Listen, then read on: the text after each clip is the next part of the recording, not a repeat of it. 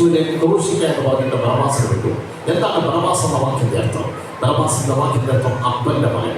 ഇവിടെ ഇരിക്കുന്നവരെല്ലാം ഒരച്ഛന്റെ മക്കളാണ്. എന്നെ നിങ്ങളെ വെറുതെ വിട്ടിട്ട് യേശുവിന് നമുക്ക് വേണ്ടി നമ്മുടെ പാവത്തിൽ യേശുവിനെ ക്രൂശിച്ചു. ആ ക്രൂശിക്കണമെന്ന് യേശു ഇങ്ങനെ പറഞ്ഞു എനിക്ക് ദാഹിക്കുന്നു. ഈ ലോകത്തിൽ അതേ സ്വരം ജനം അതെ കുളിച്ച ആ വീഞ്ഞ് യേശുവിന് കൊടുത്തു. എന്നെ നിങ്ങളെ കണ്ടുകൊണ്ട് ആ ക്രൂശിക്കണമെന്ന കുളിച്ച് ഞങ്ങൾ കുടിച്ചു. എങ്ങനെ? കാരണം എന്നെ നിങ്ങളെ സ്നേഹിച്ചതുകൊണ്ടാണ്. അങ്ങനെ യേശു നമുക്ക് വേണ്ടി തന്റെ ജീവൻ നൽകി അവസാനത്തുള്ള രക്തം ഒഴുക്കി. ആ രക്തത്തിൽ നമ്മുടെ പാപത്തിന് പരിഹാരമുണ്ട്.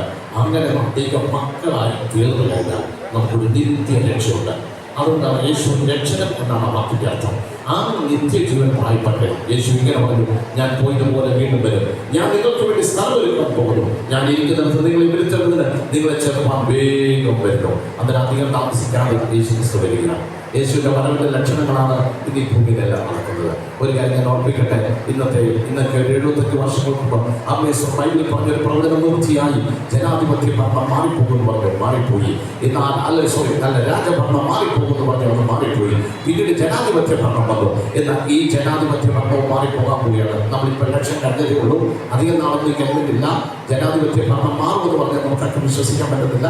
ഇവിടെ പ്രായമുള്ള മനുഷ്യരുണ്ട്, ഒരു 80 വയസ്സുള്ളവർക്ക് അന്ന് ഇത് രാജഭരണം മാറിപ്പോകുമെന്ന് പറഞ്ഞാൽ വിശ്വസിക്കേണ്ടവരെ ശരിക്കും രാജഭരണം മാറാമോ? തിരുവാങ്കൂർ വേണാട്ട് രാജാവ് മാറിപ്പോകുമോ? ഇല്ല.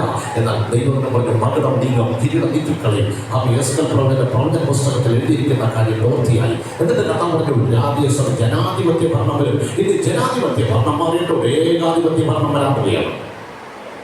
ഒറ്റൊരാളെ ലോകത്തിൽ പഠിക്കും, ഒറ്റൊരാളെ പഠിക്കും, ഒരു കറൻസി ആയിരിക്കും.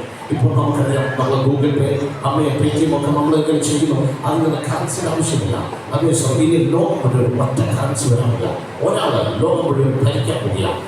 അതിനുവേണ്ടിയാണ് ചിപ്പുകളുള്ളത്, ചിപ്പിന്റെ സഹായം. ഇന്ന് നമ്മുടെ ഫോണിനകത്ത് ചിപ്പുണ്ട്, ATM കാർഡിനകത്ത് ചിപ്പുണ്ട്. എന്നാൽ ഒറ്റ ചിപ്പ് വെച്ചിട്ട് എല്ലാവരും കയ്യിലും നെറ്റ് വഴി വെക്കും. അമ്മയെ ഇതിലേക്ക് ഒരു 2 മാസം മുമ്പ് അതിനുമ്പേ കയ്യിൽ ചിപ്പ് വെക്കുന്ന കാര്യങ്ങൾ ബാക്കിയാണ്. എന്നാൽ 2 മാസം മുമ്പേ തലയിൽ ചിപ്പ് വെക്കുന്ന കാര്യം പറയുന്നില്ല. എന്നാൽ ഇന്നത്തെ ഏറ്റവും വലിയ ധനികനായ ഇലോൺ മാസ്ക് കണ്ടുപിടിച്ചു തലയിൽ ചിപ്പ് വെക്കുന്ന കാര്യം. അങ്ങനെ മനോരമ പേപ്പറും ദിനപത്രങ്ങളും വായിച്ചതാണ്. ഞാൻ അധികം താമസിക്കാതെ ഒരാൾ ഈ ലോകത്തെ ഭരിക്കാൻ പോകും. ആ ഭാവം വരുന്നതിന് മുമ്പേ ഞങ്ങൾ കർത്താവായ യേശു വരും എന്ന് ഞങ്ങൾ വിശ്വസിക്കുന്ന കാലം കർത്താവിനെ ശ്രദ്ധിച്ചാണ്. ഞങ്ങളുടെ കർത്താവ് വരുമ്പോൾ തന്റെ സഭയെ ചേർക്കും. അത് നിർമ്മല കന്യകയായി ഞാൻ നിങ്ങൾ ഒരുങ്ങിക്കൊണ്ട് ആ കർത്താവിന്റെ വരവിൽ സഭയെടുക്കപ്പെടും. ഒരു സുപ്രഭാതത്തിൽ കേൾക്കുന്ന ഒരു സംഭവമുണ്ട്. 1-ാം പട്ടണത്തിൽ ആയിരക്കണക്കിന് ആൾക്കാർ കല്ലറുകളിൽ നിന്ന് ഉയർത്തെഴുന്നേക്കും. ആദ്യ 10 ലക്ഷങ്ങൾ ലോകത്തിന്റെ വീടഭാഗത്തുനിന്ന് ഈ ലോകത്തിൽ നിന്ന് മാറ്റപ്പെടും. അവൻ യാത്ര ചെയ്യുന്നവർ, ഭവനങ്ങളിൽ ഇരിക്കുന്നവർ, നടക്കുന്നവർ, കല്ലറിയിരിക്കുന്നവർ ഒരു ഉയർത്തെഴുന്നേൽപ്പ് വരാൻ പോവുക. ആ ഉയർത്തെഴുന്നേൽപ്പ് വന്നു കഴിഞ്ഞാൽ ഉടനെ ഒരു ഏകാധിപത്യ ഭരണം വരാൻ പോകുന്നു. ഒരു 3-ാം ലോക മഹായുദ്ധം വരുമെന്ന്, ഒരു മഹായുദ്ധം വരുമെന്ന് ദൈവത്തിന്റെ വചനം പറയുന്നത്. ആ യുദ്ധ സമയത്ത് ആമേശ്വരം അത് കഴിയുന്നതോടെ ഒരു ഏകാധിപത്യ ഭരണം വരാൻ പോവുകയാണ്. ഇത് വചനത്തിന്റെ പ്രവചന പ്രവൃത്തികളാണ്. അതേസമയം ഇതിനെ സവിസ്തരം പ്രസംഗിക്കാനുള്ള സമയം പോരാത്തതുകൊണ്ട് ആമേ തുടർന്ന് ആഗ്രഹിക്കുന്നത് പഠിക്കുവാൻ ദൈവദാസന്മാരുടെ അടുക്കൽ വന്നാൽ ഇവിടെ ആദ്യം കൂടുതലായിട്ട് മനസ്സിലാക്കാൻ കഴിയും. എന്നാൽ എന്നെ കേൾക്കുന്ന പ്രിയമുള്ളവരെ, നിങ്ങളും ആ വിവാഹ നിശ്ചയത്തിൽ യേശുവെ ഞാൻ പാപിയാണ്, എന്റെ പാപത്തിന്റെ പരിഹാരമേ അവിടുത്തെ മകനായി മകളായി ജീവൻ ആഗ്രഹിക്കുന്നു. ആ കർത്താവിന്റെ വരവിൽ ഞാൻ എടുക്കപ്പെടാൻ അല്ല, ഇന്ന് ഞാൻ മരിച്ച ആ നിത്യത്തിലെത്താൻ അല്ല, കർത്താവ് വന്നാൽ എടുക്കപ്പെടാൻ എന്നെ ഒരുക്കണമേ എന്നുള്ള ആത്മാർത്ഥമായ പ്രാർത്ഥനയോടെ നമുക്ക് ഈ ദിവസങ്ങളിലായിരിക്കാം. ദൈവം കർത്താവായ